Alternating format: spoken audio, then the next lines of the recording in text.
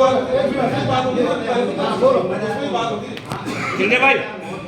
जिम्मेदार कौन है और इसके कारण क्या है?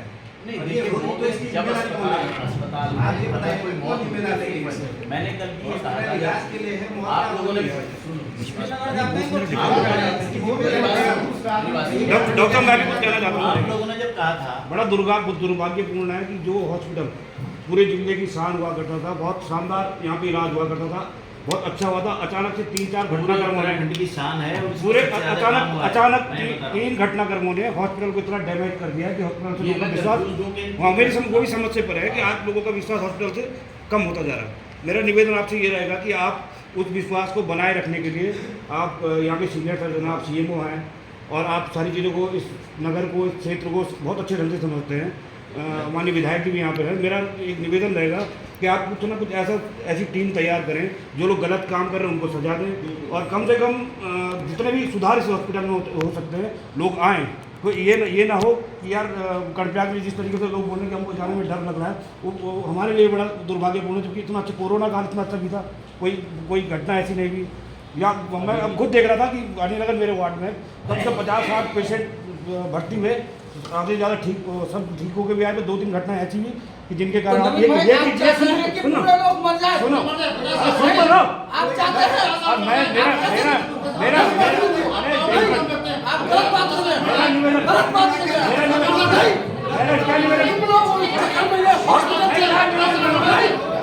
आप लोग चक्कर में चल रहा है, लेके आए, खुद लेके आए।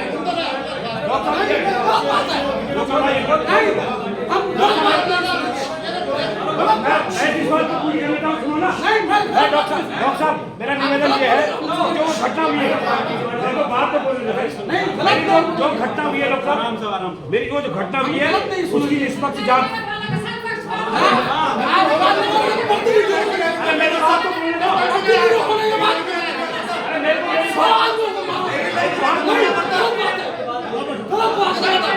बात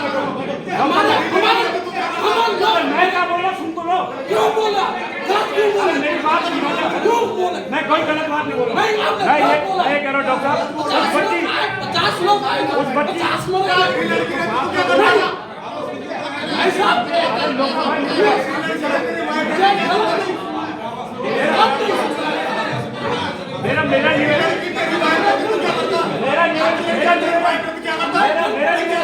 मेरा निवेदन क्या सुनिए ना, मेरा निवेदन है हमने आपको चुना है, जनप्रतिनिधि बनाया है, आप हमारे क्यों मेरी बात तो सुनो क्या, मेरी बात तो सुनो।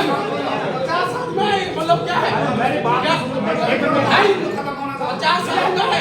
मैं देखो भाई आप ये गलत चीज अरे रुको जाओ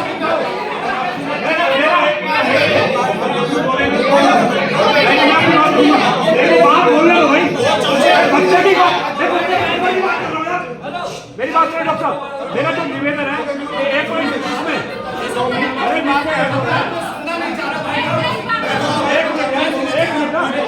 मेरी बात को गलत तरीके से मत लो। दो मिनट में बता दो। मेरी बात को गलत तरीके से मत लो। मैं कहना चाह रहा हूँ, बैठ जाए यार, बैठ जाओ यार, मेरी बात तो सुनो, मेरी बात सुनो, मेरी बात मैं इस बारे में मैं डॉक्टर साहब इसी संबंध में बोलना चाह रहा हूँ कि कम से कम जिस बिटिया की जान गई है ना, जिस बिटिया की जान गई है उसकी निष्पक्ष जांच होनी चाहिए। अभी तक वो जांच रिपोर्ट यहाँ पे आ जानी चाहिए थी, और वो जांच रिपोर्ट कम से कम जिन डॉक्टरों को सजा मिली है उन डॉक्टरों को सजा मिलनी चाहिए। दूसरी बात, मोहनलाल जी के परिवार से बहुत बड़ी घटना हुई है, उनकी छोटी बेटी आज नर्सिंग असिस्टेंट का कोर्स कर रही है। वो नहीं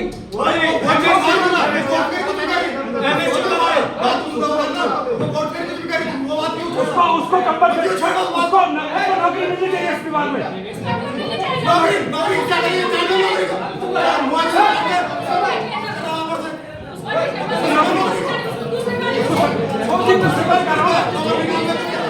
छोटी लड़की को नौकरी विधायक की बेटे में उसकी छोटी बहन को नौकरी मिलनी चाहिए, हमने कह रहे हैं।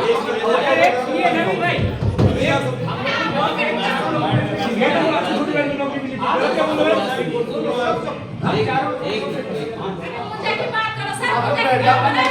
अगर ये है सारी गलती सुनिए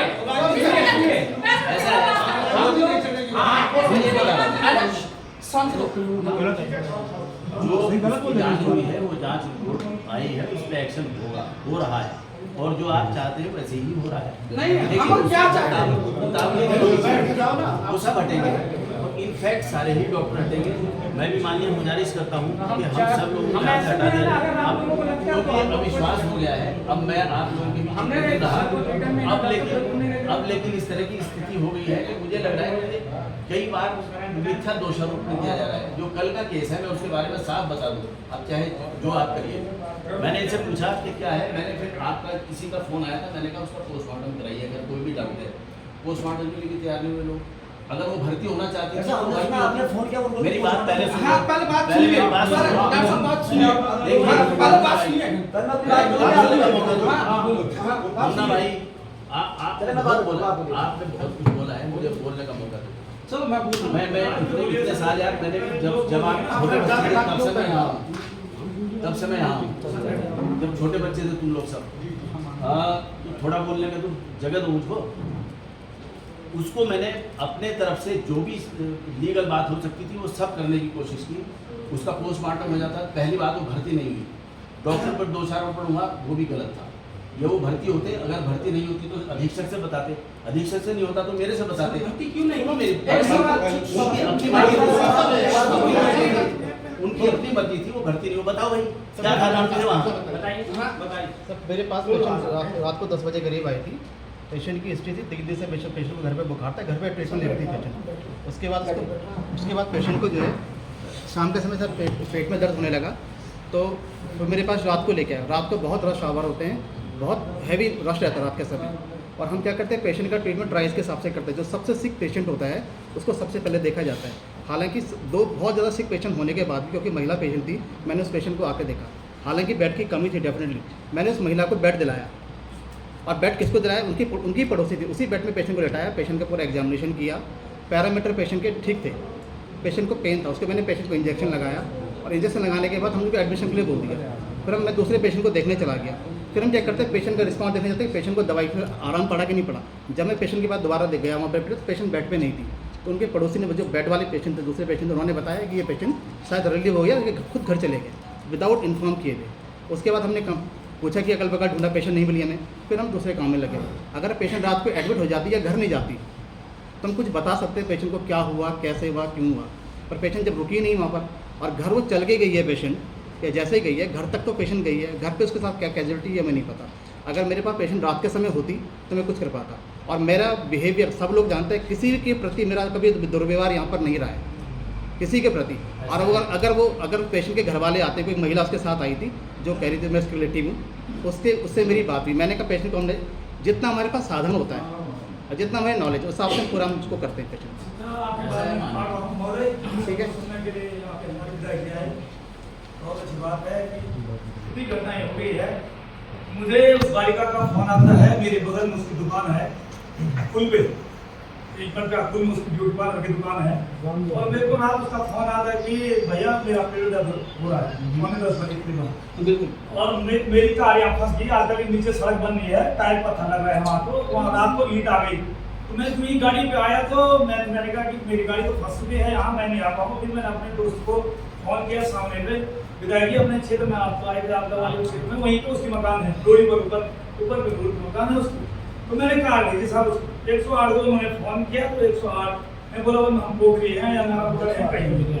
अच्छा, उसके बाद वो लड़की यहाँ आई, हॉस्पिटल में आई, तो उसके साथ उसका एक भाई है। भाई क्या है, वो बुरा हो अच्छा हो, उसके लिए भाई भी नहीं रहा हो, ये कह सकता हूँ मैं कि वो शराब के नशे में था उसका भाई।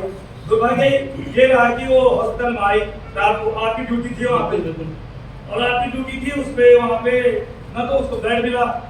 उसके बाद उसकी माँ और उसके भाई से जो मेरी बात हुई है, वो मेरे पास सब कुछ एविडेंस है उसका, और उसने कहा मेरे को बेड नहीं मिला वहाँ पे। तो हो सकता है आपने कभी रात को हम मान सकते हैं कि बेड नहीं होता है, बेड नहीं मिला तो आप लोगों ने उसको 2 इंजेक्शन लगाए लगातार, और उसके बाद इंजेक्शन लगाने के बाद साहब वो सदन साहब चिल्लाई, वो लड़की बहुत ज़्यादा चिल्ला गई। वो चिल्लाने के बाद उसको ये कहा गया यहाँ पर कि मतलब जो लोग थे कि तू यहाँ पर हल्ला कर रही है, बाहर ले जाओ इसको।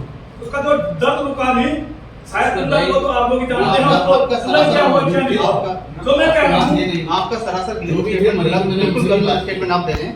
मैं पूरी बात मैं और मेरी सदन साहब से बात हुई, मैंने देखिए, कहा साहब आम जनता जनार्दन, आपने जैसा तो वहाँ पे खैर आपसे मैं उसके थोड़ी देर पहले था नहीं, मैं तो बात कर रहा हूँ इससे पहले थोड़ी देर बस आपसे आया। इसके मैं बाद आया था बात उससे हुई। पहले, किसी को देखने आया था। आपने जैसा वहाँ पे सुनो मेरी बात, अभी भी है वहाँ पे सुनो उसी मेरी बात बात कर रहा हूँ। सुनो, ये बात आप लोग जनता जनार्दन हैं। मेरी बात सुनो। ये कंटा के पूरे जनपद चमोली का स्वास्थ्य केंद्र है। आप सबके दादी हैं, माननीय हमारे बहुत सम्मानित विधायक जी हैं, माननीय एसडीएम साहब हैं, और हमारे सप्रोज जी तो कई खैर वो अपने कहीं गए होंगे, तो कई बार हम जाते हैं वहाँ पर, तो आजकल वो कुछ पढ़ाई के लिए थे वहाँ पर, तो मुलाकात नहीं हो पाई उनसे, और आपसे कई बार मुलाकात हुई। हम ये नहीं कह रहे हैं, लेकिन सर जो इतनी बड़ी घटना हुई है, 2 इंजेक्शन लगाने के बाद वो लड़की तड़प गई है, क्या वो इंजेक्शन किस प्रकार का इंजेक्शन रहा होगा? क्या वो बैड वेट का इंजेक्शन रहा होगा? मैं ये पूछना चाह रहा हूँ। हमारी बहन थी मेरे बगल में उसकी दुकान थी, मुझे दर्द है अपनी बहन, मेरी अपनी बहन थी, इतने लोग आए हुए हैं, सबकी समस्या हुई है, और हम अपनी समस्या को लेकर कुछ आए नहीं सर। वो जो इंजेक्शन है वो वार्ड में हमारे सबको लगता है, कोई भी आपके आपने सिस्टम में और अपने चले जाओ यहाँ बैठ के जाके देखो ऐसा कोई इंजेक्शन है। पहले आप लोग बोल रहे थे कि इंजेक्शन बाहर से नहीं आया, सब सारी चीजें खिलानी है। अगर आप लोगों को लड़ाई करनी है बात बता दो, डॉक्टर पुरोहित, डॉक्टर भदौला साहब को है, हम लोग अगर हम लोग को शिकायत हम छोड़ देते हैं। इनका मतलब ये है, आप लोग सब समझदार हैं, आप में लीगल जानकारी भी रखते हैं सभी लोग। ये कहने का अब बाद में अधिकार नहीं, अगर आप उसका पोस्टमार्टम करा देते उसमें कोई दिक्कत आती तो फांसी पर लटका दिया।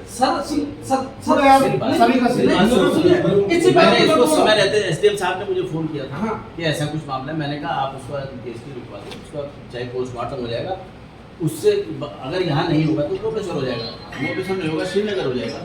सारी चीज़ें आपके पास विकल्प खुले थे, और मैं ये समझ रहा हूँ, मैं खुद कंफ्यूज हूँ, मेरे ये डॉक्टर भी है, पता नहीं है कैसा ले रहे होंगे, मैं कंफ्यूज हूँ कि पता नहीं कहाँ से फ्यूल्ड है ये आपका आंदोलन। मैंने इतने दिन सेवा की, लेकिन इस समय मैं कंफ्यूज हो गया। मैंने हम लोगों ने तो ये निर्णय लिया है कि सारा सेट ही बदल दिया जाए, यहाँ दूसरा सेट लाइए, मान लीजिए सर ये धमकी मत दो सर, देश की प्रधानमंत्री इंदिरा गांधी मरी, देश नहीं चला, ऐसा नहीं है, ऐसा धमकी मत दो जनता को, ऐसा नहीं है सर, ये अगर ऐसा नहीं है, देश नहीं चल रहा, आज नहीं चला देश, इंदिरा गांधी थी तो हमें ये सूचना मिली है कि आपने रात में उन्हें फोन किया नरेंद्र पुरी को कि आप पीएम मत कराइए।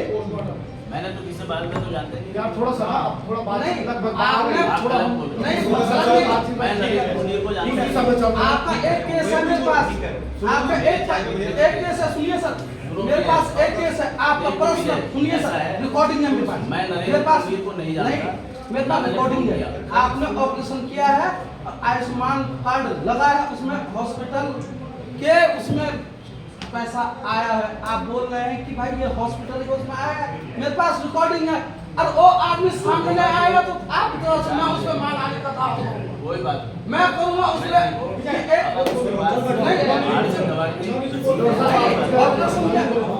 मैंने फोन नहीं किया, मैंने पुरी को फोन नहीं किया, नहीं, हमने सुना है। बहुत हो गया, अब क्या होना चाहिए, इस रास्ते पे चलना।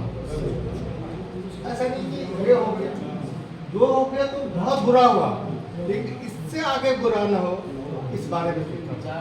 सर प्लीज, डॉक्टर बदले जाएंगे, दूसरा आएगा। अगर यही व्यू डॉक्टरों के दिमाग में रहेगी यहाँ की पब्लिक खराब है, ये पब्लिक सुने सर, सुनने में क्या दिक्कत है? डॉक्टर के दिमाग में यहाँ पे रहे कि डॉक्टरों की पब्लिक है, पब्लिक के दिमाग में ये रहे कि डॉक्टर खराब है, तो समस्या का समाधान बिल्कुल भी नहीं है।